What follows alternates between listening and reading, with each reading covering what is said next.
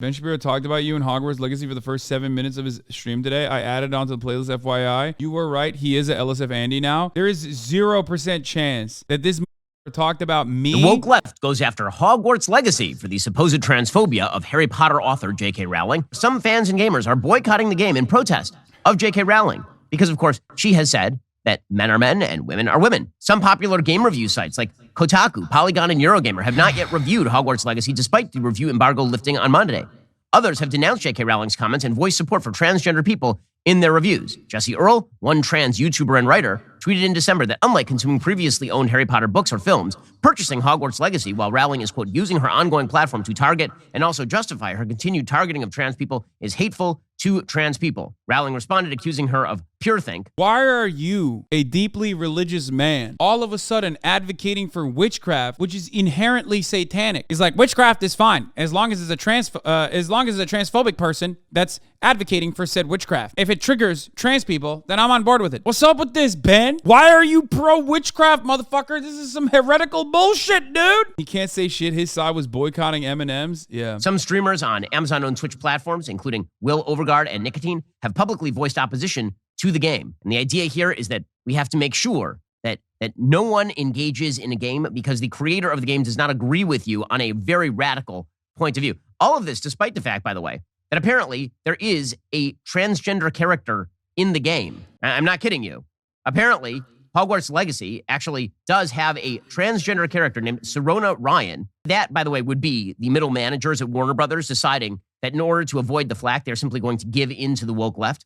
But Serona... give in to the woke left. Serona doesn't outright say she is a trans woman, but she implies it through her dialogue when she talks about her old classmates and says, took them a second to realize I was actually a witch, not a wizard. Now, is that going to buy off the woke left? Of course it's not going to buy off the woke left. They're still angry. And one of the people who is, I think, most hilariously involved in this controversy now is Hasan Piker. He used to be associated with the Young Turks, and now he is...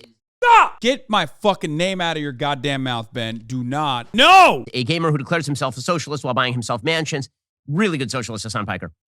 He's doing some good stuff this week, by the way. He actually donated a bunch of money to victims. He literally did the same thing. It's like socialism means no mansion. The fuck? Anyone who considers themselves a social democrat or a leftist on the internet, if you are repeating what fucking Ben Shapiro is saying, or sorry, the Hammer and Sickle Twitter folks that love farming drama so they can get like 8 new people to listen to their fucking Substack, you're doing the same shit he's doing because it is right-wing propaganda to claim that socialism is a fucking poverty cult. It is about your relations to the means of production. It is not about, oh, this person is rich and I kind of don't like him, so I guess fuck that guy. We got to get Ben off LSF for real, man. It's been his bread and butter for the past 10 days. I know. He's like literally watching LSF like fucking Dick Serto. He's using LSF talking points. Of the Turkish earthquake. And then he also did some stupid stuff, which is sort of what he normally does.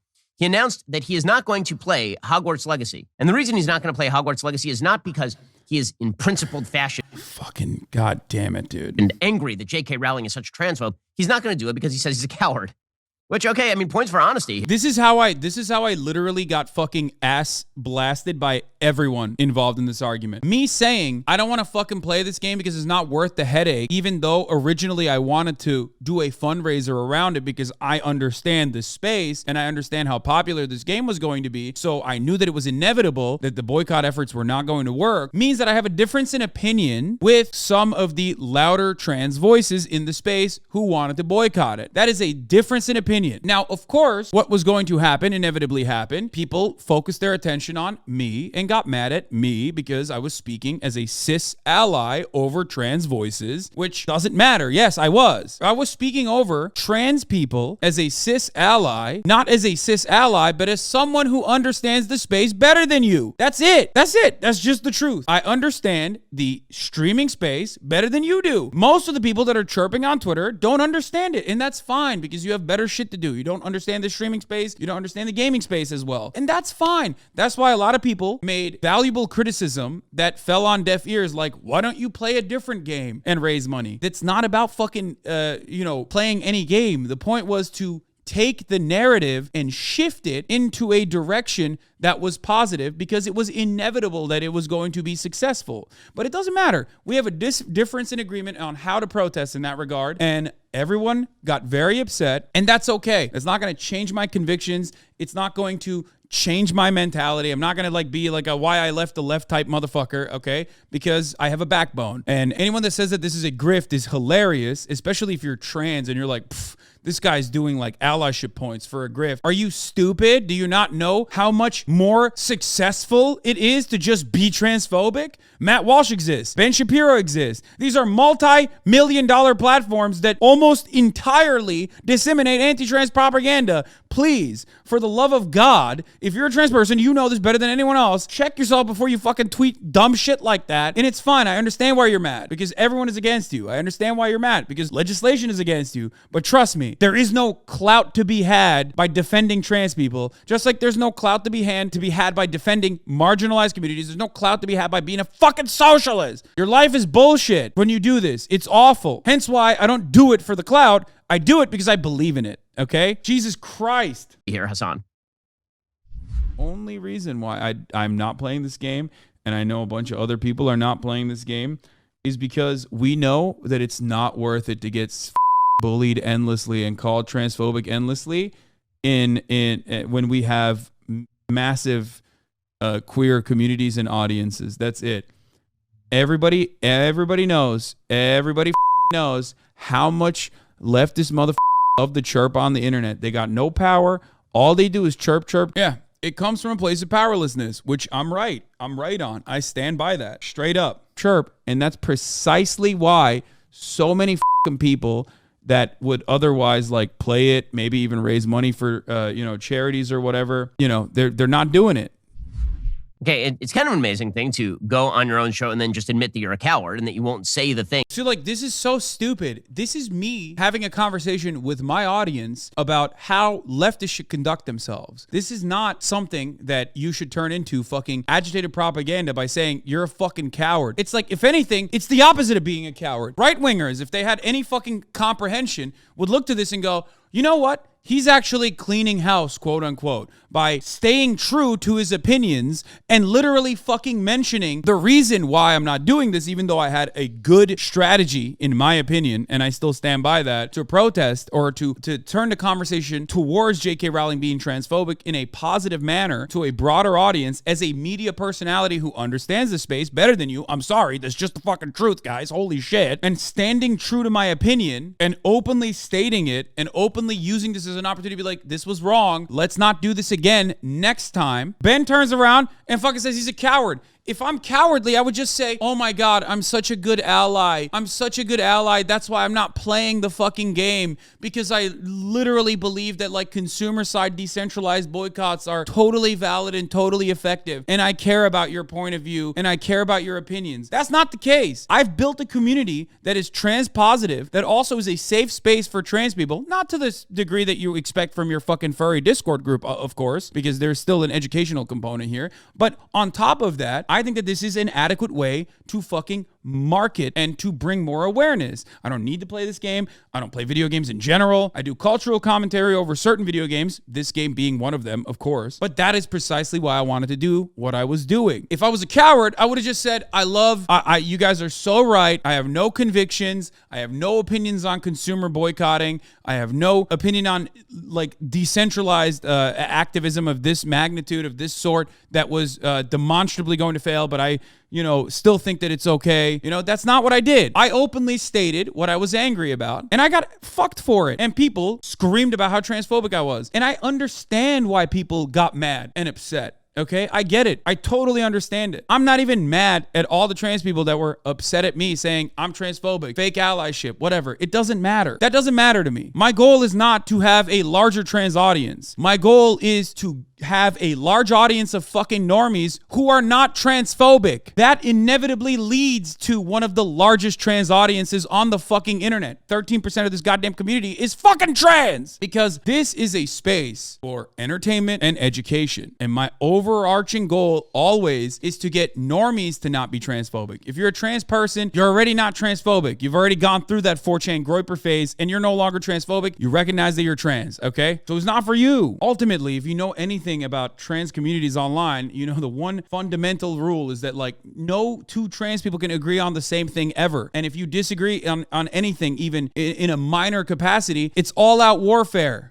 Okay? Other than the fact that Matt Walsh is a piece of shit and, you know, does not deserve a platform, nor I'm not going to say anything else. Okay. But like, that's the point. And it's stupid. It's like really, really fucking, it's really, really silly to like constantly reinforce narrative. But it does make me very upset when fucking Ben Shapiro uses as an opportunity to cut propaganda to be like, look, this fucking woke idiot made his own bed and now he has to sleep in it. It's like, yeah, bitch, I know. That's why I'm not a fucking grifter, okay? It's annoying. It's annoying all the fucking time. Yeah, it's the truth. It is very annoying. And yes, I wouldn't have to deal with any of this shit if I was a right-wing commentator. But I wouldn't be able to sleep at night if I was a right-wing commentator. That's the difference. Because you're so afraid of your own fan base. I mean, he literally said I'm not afraid of my own fan base. If I was afraid of my own fan base, I would have just fucking literally said, oh my God, you guys are so right. You guys are so fucking right. I'm not playing this game because I think it's an act of solidarity. But I don't agree with that. And I can't shut the fuck up. The entire reason why everyone on the left on trans Twitter says I'm a transphobe and everyone on the right is saying I'm a fucking coward is literally because I'm the exact opposite. Where if I don't agree with something, I just say it. I can't stop myself from fucking saying it. Whether it be a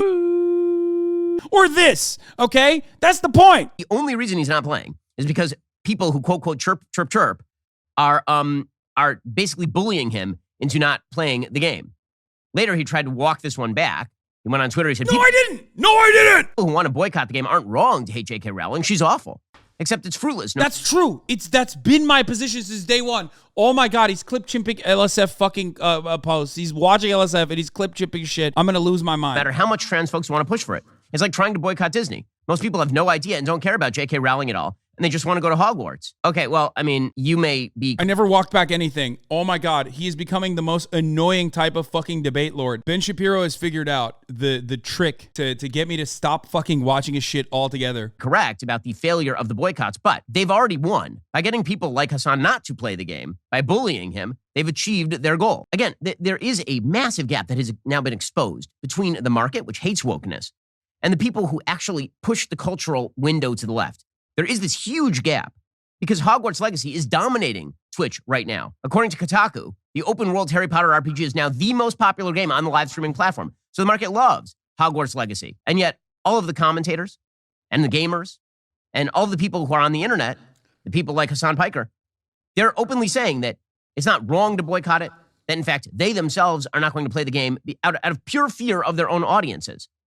So... No, I'm not afraid of my audience. I don't care. I've made that very clear multiple times. If I was afraid of my audience, then I would not have said any of those things I said, which has inevitably ended up with, you can say yes, you are all you want, you fucking idiot. Why is it that so many people refuse to comprehend the most basic thing here? If I was afraid of my audience, you think I don't know how to act around their desires? People always fucking say, Hasan, he says whatever the most popular left-wing thing is. You think I don't know what the most popular leftist thing to say in that circumstance, what the expected thing to say is, to be a good ally, quote unquote? Shut the fuck up. I would say that instead. I'd be like, I'm so sorry. I think it's the right thing to do. At the top of the hour, there's a 3-minute ad break. And if you no longer want to see those ads, all you need to do is subscribe. I think the point is you weren't proposing playing the game just for your own benefit and to do a fundraiser. I really like the idea of creating a huge PRL for J.K. Rowling, and it would have gotten huge media coverage while fundraising a huge bag of money for trans causes. Shame that it didn't happen. You understand concepts like earned media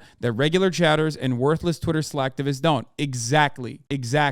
The problem is, because this space is just bullshit for a lot of people, what we do is just like seen as like silliness, right? And there is truth to that. What we do is silly. It might still be valuable to a lot of people who change their minds over the course of me fucking endlessly yelling at them and doing ad break segues and shit like that. But like from the outside, it's just like, oh, this silly bitch who's in a fucking mansion is like telling me, a trans person, what to do and what not to do. What do you know? Well, I know a few things. I didn't get to this position, okay, because I don't know anything. I got to the position I'm in because I at least have some understanding of fucking media and the space that I'm in, where I'm one of the top fucking performers. Like, God damn it, dude. Just show these brain dead chatters what you said yesterday. We need to find a meaningful way to stop trans legislation from passing at state legislatures. Right now, trans existence is being fucking erased. These psychopathic fascist dickheads are literally making it illegal to be trans in public with their anti-drag laws. They're making it illegal to give HRT to trans people. It is fucking disgusting. It's despicable. It's one of the most significant ongoing human rights violations that is happening in the United States of America. I've talked about it a lot. J.K. Rowling isn't even transphobic for real. She just wants the definition of what it means to be a woman to be diminished. She's pro-women, not anti-trans. No, man, that's propaganda.